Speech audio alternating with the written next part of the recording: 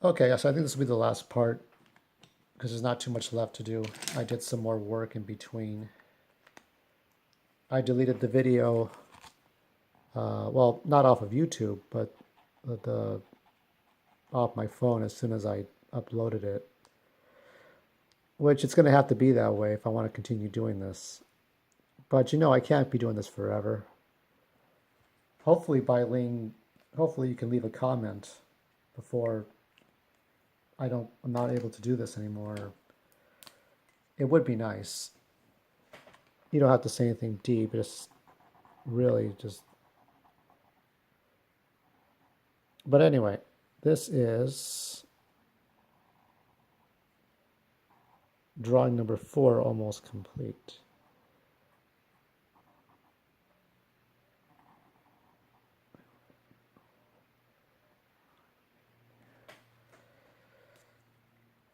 And I'm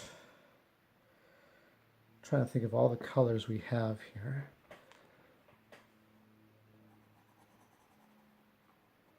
Sometimes you just have to improvise, do the best you can.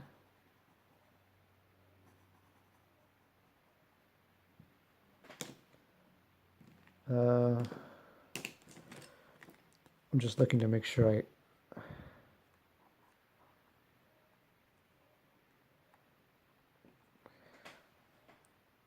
that all the outlines are done properly.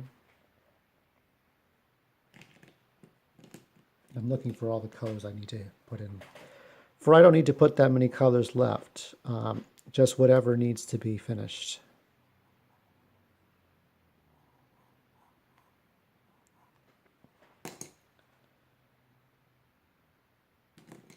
Yeah.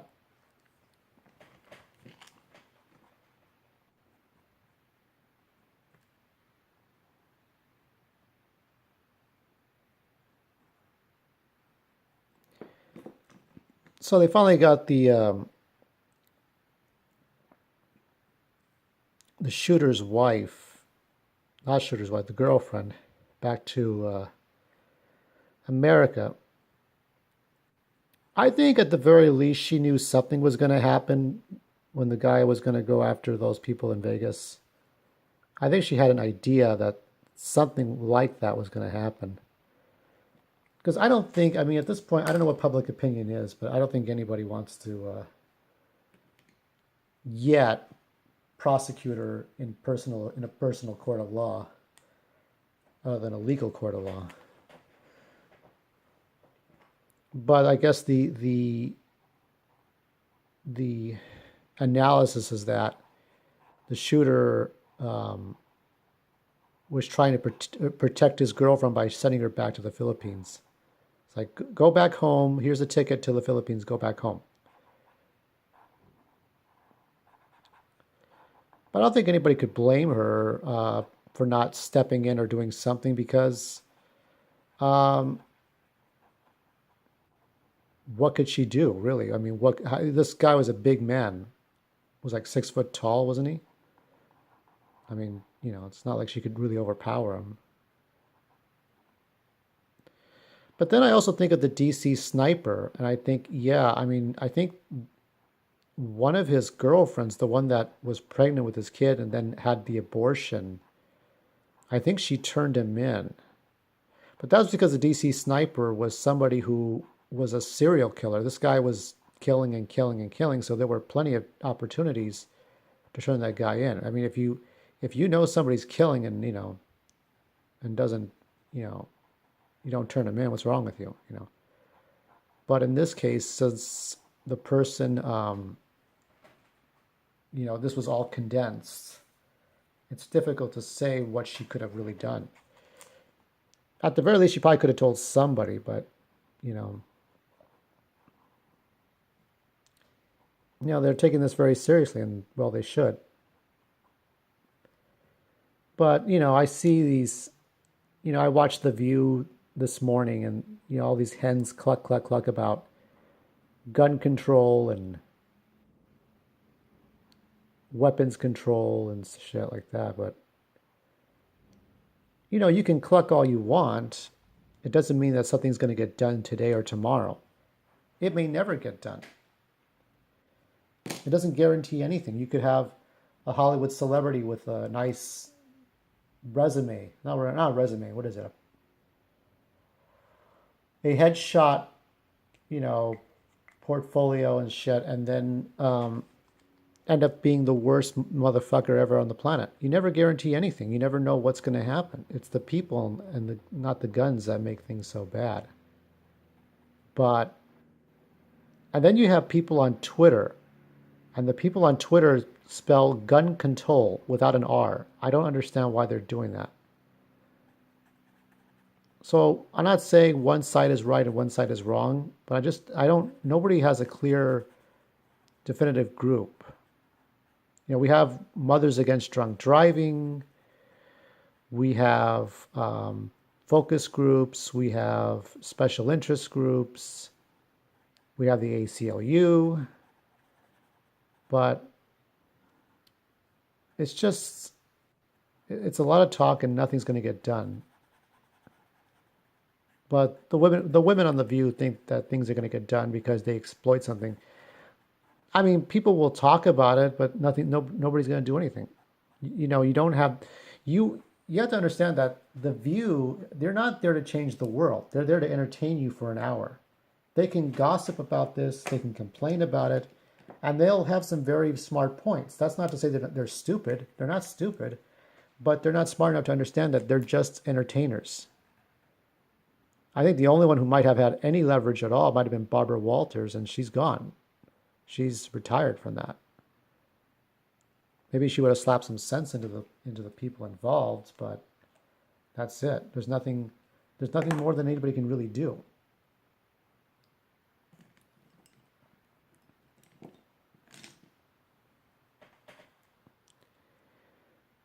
One professor on the radio says, just stay away from large crowds. I would do the same. I wouldn't go to large crowds.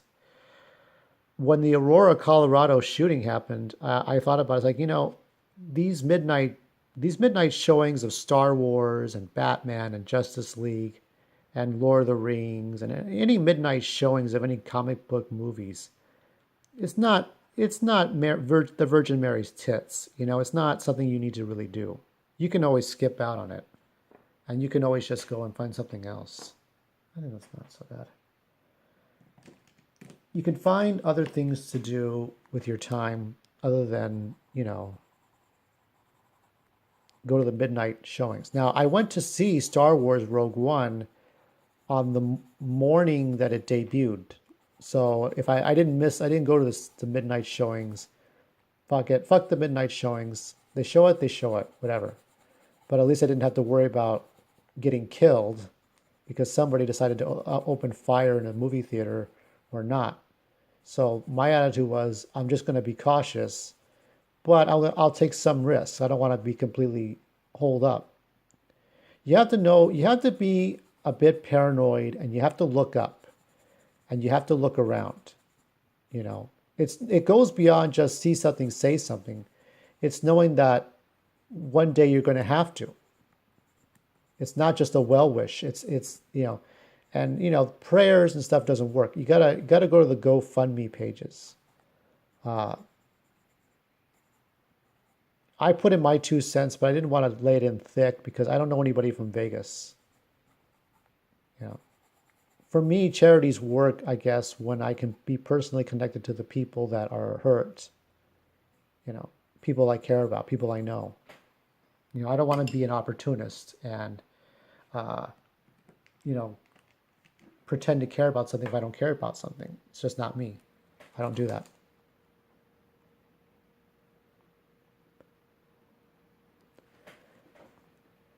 That has never been me before, and it won't be me now.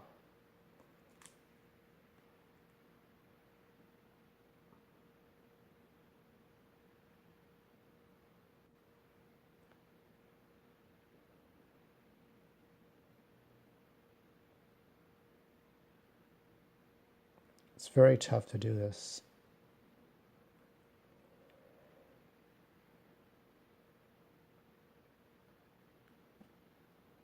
I try to draw a marker outline. The marker outlines for this tune shading is to help you see it better, and it gives it more of a definite, depth. But at the same time, it is tough to kind of show all of it, especially for this umbrella. I was really worried about this umbrella not showing up. It appears to be showing up fine. I don't know. So we got 4 more minutes, and I think I'm not going to make any more videos because I think I pretty much have what I want. Now I just got to fill in the all the cherry blossom petals. Now, for those who like Japanese culture, I think you're very familiar with that.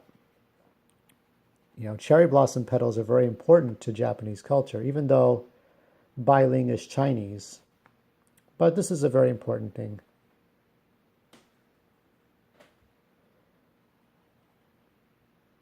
So I think the lesson is we just got to take better care of ourselves. There's a book called Killing Monsters. I think it's Gerard Jones, Killing Monsters. And it talks about kids that deal with guns and gun violence. A perfect example is if you take away gunplay, plastic guns, water guns, kids will turn a ruler, they'll turn a pencil into a gun. And for most kids, I think they just want to get their fears and frustrations. If you see a kid and his reaction to the Las Vegas shooter is, I'm going to play cops and robbers or cowboys and Indians, or I'll play terrorist and you play victim, okay? Now, most parents would be like shocked and appalled, right? Why would a 7-year-old want to play a terrorist? But I don't think the kid wants to be a terrorist. It's that a kid who's 7 years old and is playing gunplay, he's dealing with the fears and the shakes that he has. He's scared. And that's the best way to deal with fear is to pretend to be the terrorist at 7 years old. And hopefully he learns something from this. Hopefully he gets something. But in the book of Killing Monsters, there is a wrong way to approach children or teenagers who take guns and go to a school and open fire. And that's kind of what happened with Columbine. In the case of where I live, we worry about street gangs carrying pieces and claiming territory and stuff like that. That's our problem. That's our thing. Gangbangers don't come out of a hole in the ground by Satan, okay? These are nephews, nieces,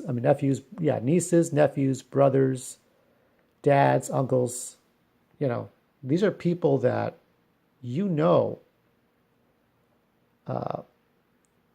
personally, and they're going to do stuff like that, and they're not going to care about anybody save themselves.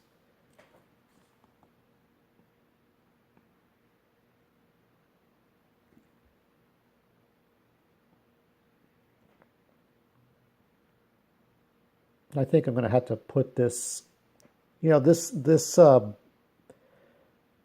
sort of book reader that I have here. It's tilted so that I can show you the piece, but it's wobbling right now.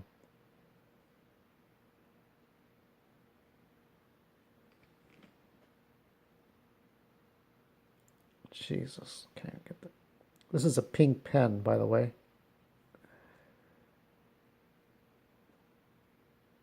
Okay, so I think I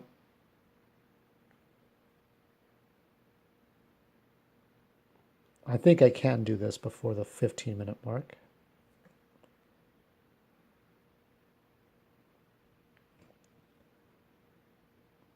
I'm going to sign this off screen, and I will post the results on Instagram.